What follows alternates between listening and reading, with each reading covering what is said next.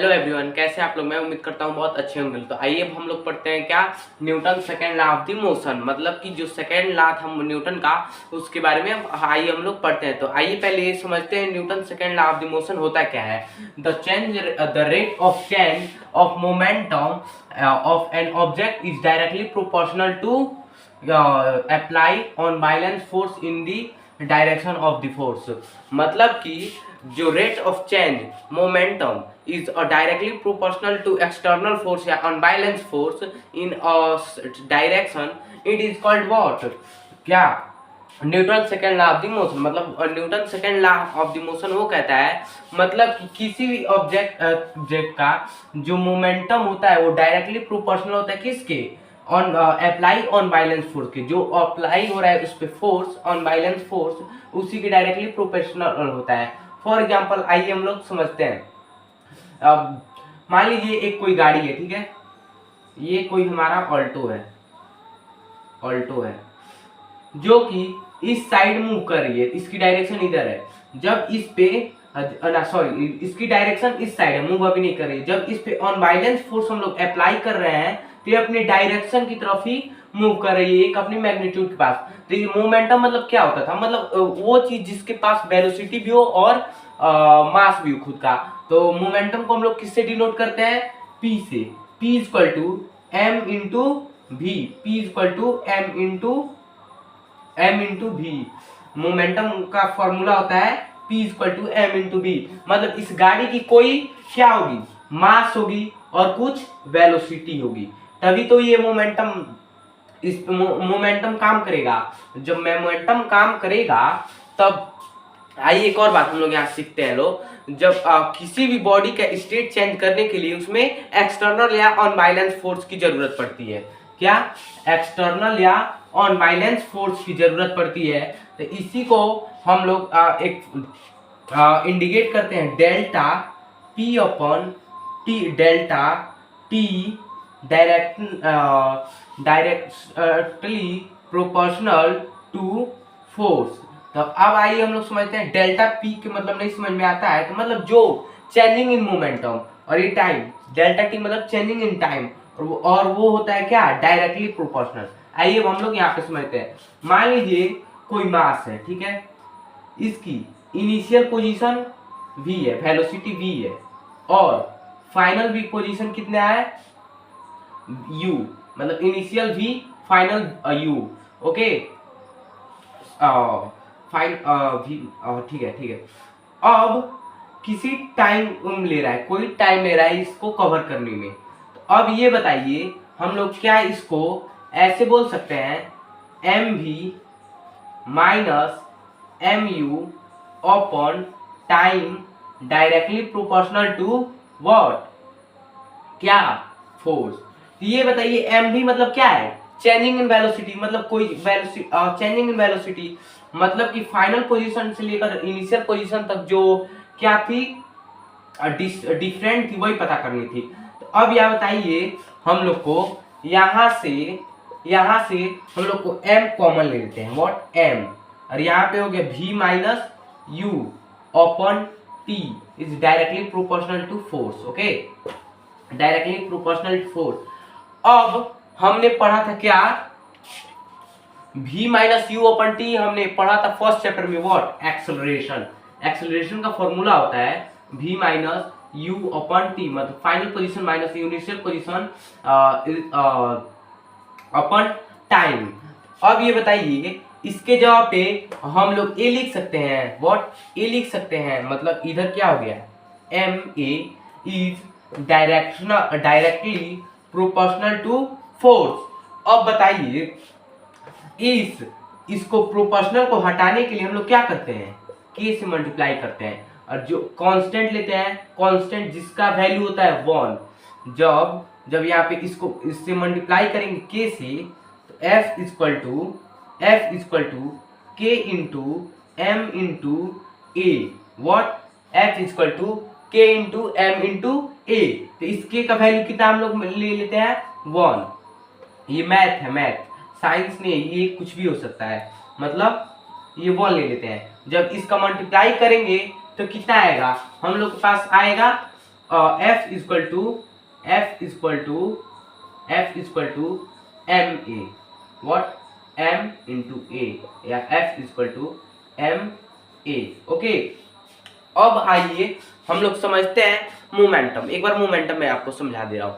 Momentum क्या होता है? मोमेंटम मैंने बताया था आप लोग को, the quantity of what motion is known as what momentum. और मोमेंटम का जो फॉर्मूला होता है mass into velocity, what, mass into velocity.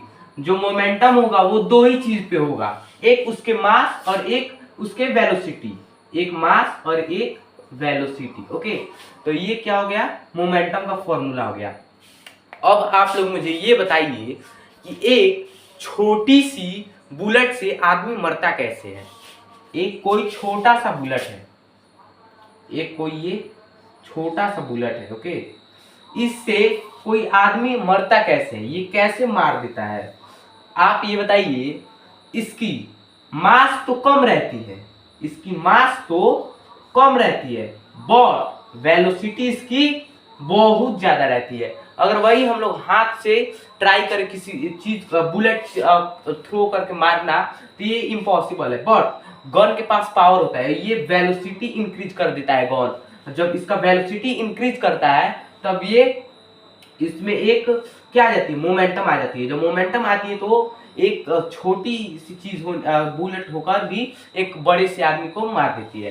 तो अब आप लोग ये बताइए, एक और समझाता हूं। कोई एक क्या है, एक कोई मक्खी है, ठीक है, मक्खी। मैं बोलता हूं कि उसके आगे जाकर आप लोग खड़ा हो जाइए। यहाँ पे चिंटूलाल खड़ा हो गया। और एक कोई बड़ा ट्रक है, बड़ा ट्रक है, एक बड़ा उसका बड़ा ट्रक है, और मैं बोलता हूं इसके आगे खड़ा हो जाइए। तो यहाँ पे सबसे ज्यादा चोट किसको लगेगी? जो मक्खी से लड़ेगा उसको लगेगी, या जो ट्रक से लड़ेगा उसको लगेगी? ऑफ कोर्सली ट्रक से लड़ेगा उसको लगेगी।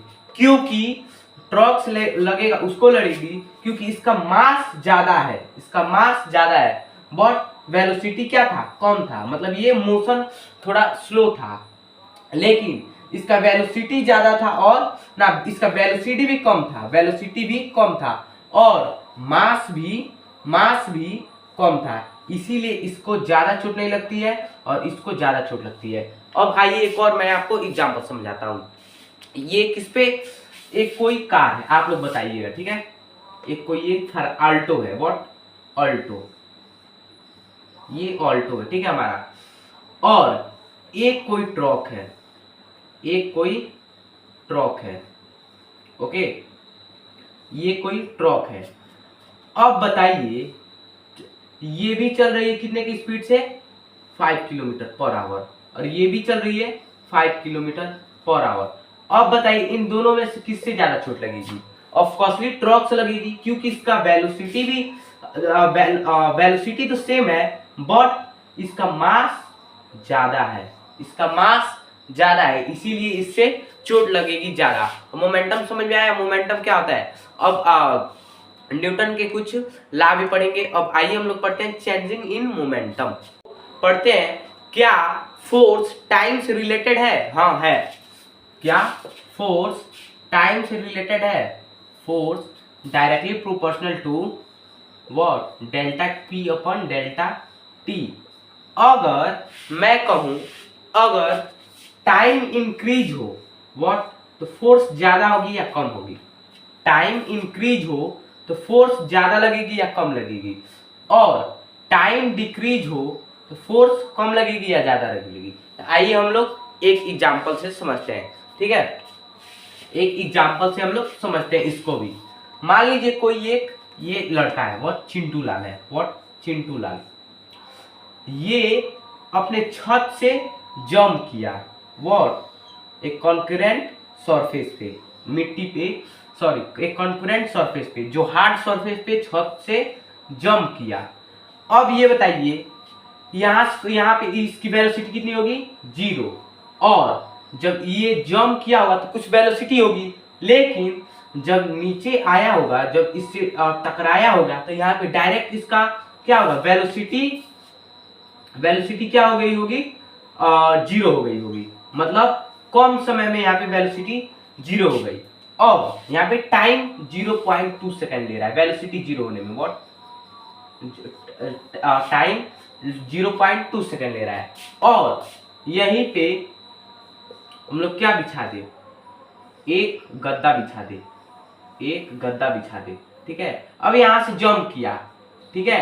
अब बताइए जब जंप करेगा तो ये गद्दा क्या होगा, नीचे आएगा, ऐसे आएगा नीचे, मतलब कि ये नीचे आएगा तो कुछ टाइम लेगा। यहाँ पे तो गिरा बट यहाँ पे वेलोसिटी 0 होने में कुछ टाइम लगा, मतलब यहाँ पे ले लिया 0.5 सेकेंड। अब बताइए फोर्स कहाँ पे ज्यादा लगेगी, मतलब इसको चोट कहाँ पे लगेगी और कहाँ नहीं लगेगी। ऑफ कोर्सली कि चोट यहाँ पे ज्यादा लगेगी क्योंकि ये स्मूथ सरफेस था और ये इसका वेलोसिटी 0 होने में ज्यादा समय नहीं लगा है। लेकिन यहाँ पे ये क्या था, एक सरफेस था जो क्या था, सोफा था, मतलब स्पॉन्ज टाइप का था, और यहाँ पे इसको वेलोसिटी 0 करने में कुछ टाइम लिया है। मतलब जितना ही टाइम आप बढ़ाएंगे उतना ही फोर्स कम लगेगा, और जितना ही टाइम कम लेंगे उतना ही फोर्स ज्यादा लगेगा, फोर्स ज्यादा लगेगा। तो ये समझ में आया। अब आइए हम लोग नेक्स्ट टॉपिक पढ़ते हैं, Newton third law of the motion. अब इसको नेक्स्ट वीडियो में पढ़ेंगे, तब तक के लिए बाय।